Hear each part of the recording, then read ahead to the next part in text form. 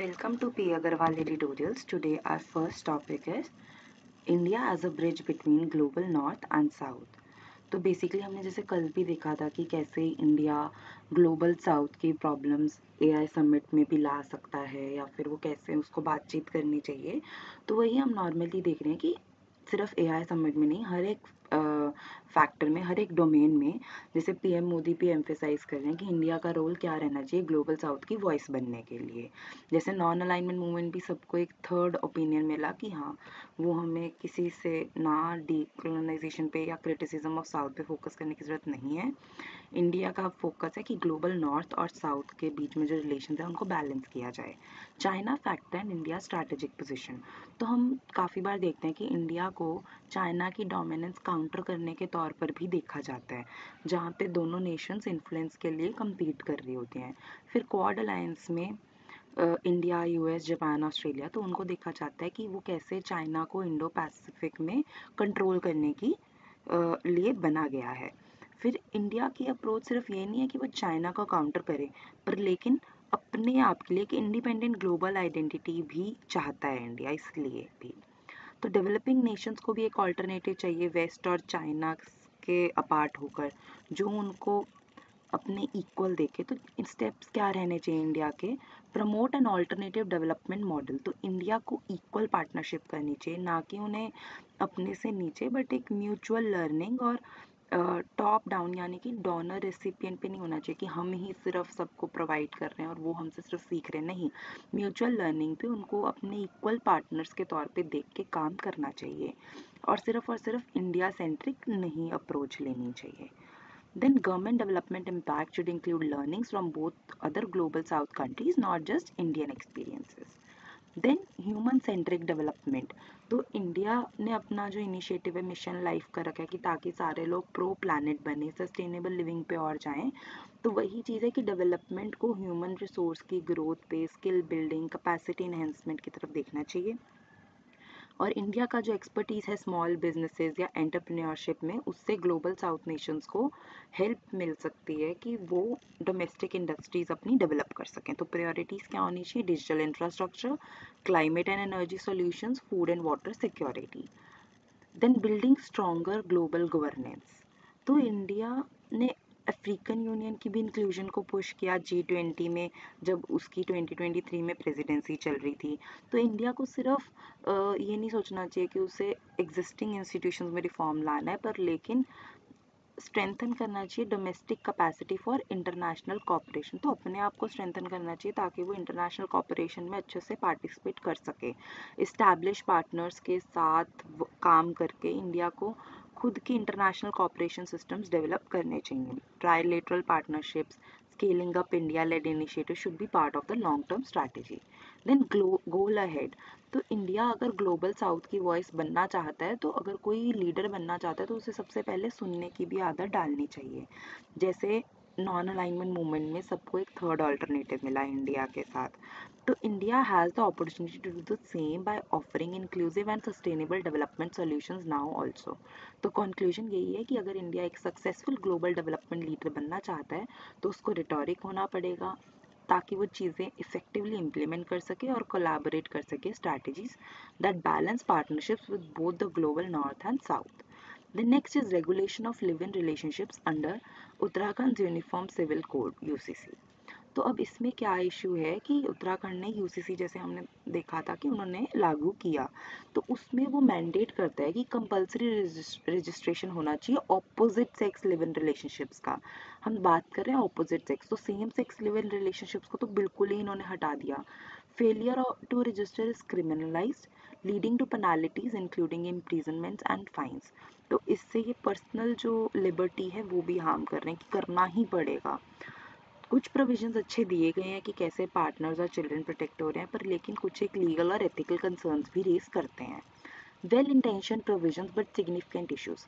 अब जैसे protection of partners and children की, मतलब अगर डिजर्शन है या फिर जो चिल्ड्रन जो भी पैदा हुए हैं लिव इन रिलेशनशिप से, तो उनको लीगल माना जाएगा। और जो डिजर्टेड पार्टनर्स हैं उनको, मोस्टली वुमेन, उनको एक मेंटेनेंस भी दिया जाएगा।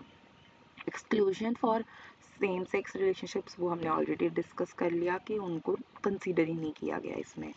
Then problems with maintenance and termination.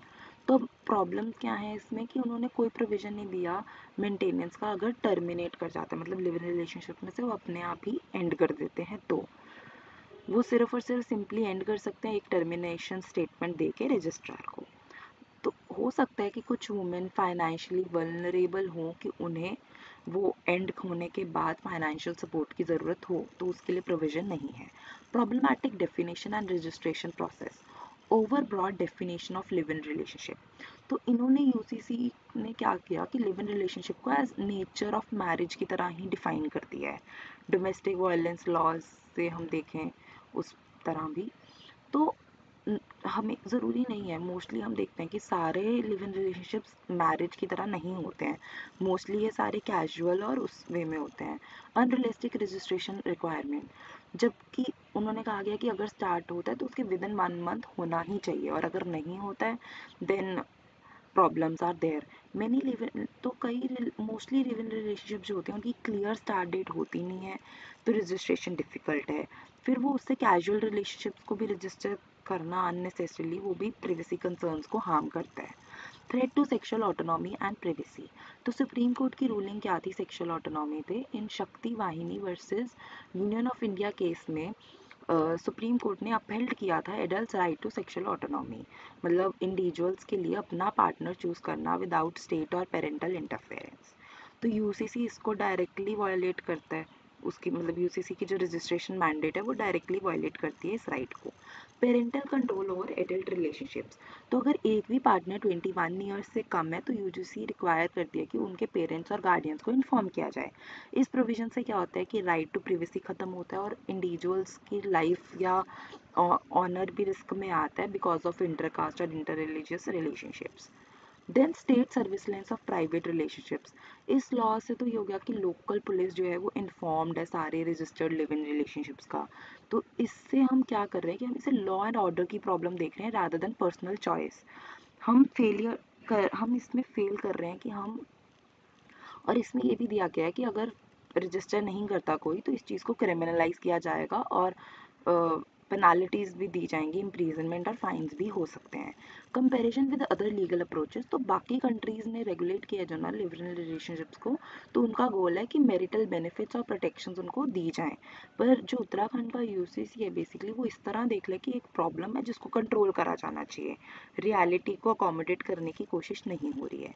Conclusion यही है कि UCC threatens sexual autonomy and increases state and societal control over personal relationships.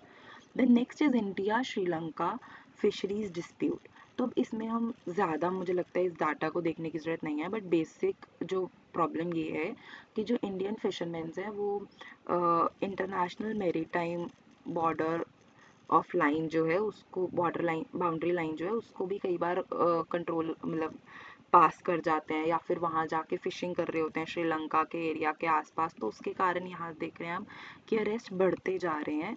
और अभी भी टोटल जो तमिलनाडु की गवर्नमेंट ने बोला है कि 97 फिशरमैन और 216 बोट जो हैं वो अभी भी श्रीलंकन कस्टडी में है।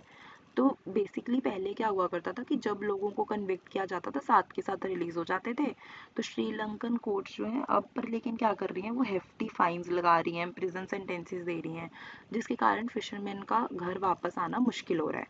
तो इस कंसर्न्स ऑफ श्रीलंकन फिशरमैन, उनके क्या कंसर्न्स हैं वो कहते हैं जो नदरन श्रीलंकन फिशरमैन है उनका बेसिकली एक तो वो सिविल वॉर चल रही है उनके अंदर ही, वो उससे रिकवर हो रहे हैं, तो वो बॉटम ट्रॉलिंग को अपोज करते हैं। बॉटम ट्रॉलिंग का मतलब होता है कि जो एक हैवी नेट को रिवर बेड के साथ लगा के, ओशन बेड के साथ लगा के और उसको मतलब खींचना या फिर ड्रैग करना, जिसके कारण इकोलॉजिकल बैलेंस खराब होता है। कुछ फीमेल जो सी की मतलब प्रजातियां हैं उनमें भी पॉपुलेशन में प्रॉब्लम आती है। फिर जो काफ़ी इकोलॉजी है सी बेड की उसकी भी डिस्टर्बेंस होती है। तो सस्टेनेबल फिशिंग सॉल्यूशन निकाला जाना चाहिए to prevent over exploitation of their waters. Need for fisherman level talks, तो उन्होंने मतलब ये ना जो जॉइंट वर्किंग ग्रुप है उन्होंने कोलंबो में भी इस प्रॉब्लम को लाया था, पर लेकिन कोई ब्रेक थ्रू नहीं मिला। Then next is India's diplomatic responsibility and solution. तो जैसे बाकी जगह पे भी अरेस्ट होते हैं, पर श्रीलंका में काफ़ी ज़्यादा है। न्यू दिल्ली को इंसेंटिव्स इंट्रोड्यूस करने चाहिए ताकि इंडियन फिशरमैन ट्रांजिशन कर सकें अवे फ्रॉम बॉटम ट्रॉलिंग। तो इमीडिएट गवर्नमेंट फैसिलिटेटेड डिस्कशंस की ज़रूरत है इंडिया और श्रीलंका फिशरमैन में, ताकि हम शॉर्ट टर्म सॉल्यूशंस को एक बार निकाल पाएँ। Fresh diplomatic approach is required instead of continuing with a business as usual mindset. Then sustainable and long term solutions यही रह सकते हैं कि proactive diplomacy and sustainable fishing policies बनाई जाएं। वही एक तरीका है कि इन कन्फ्लिक्ट्स को हम दूर कर सकें। Thank you.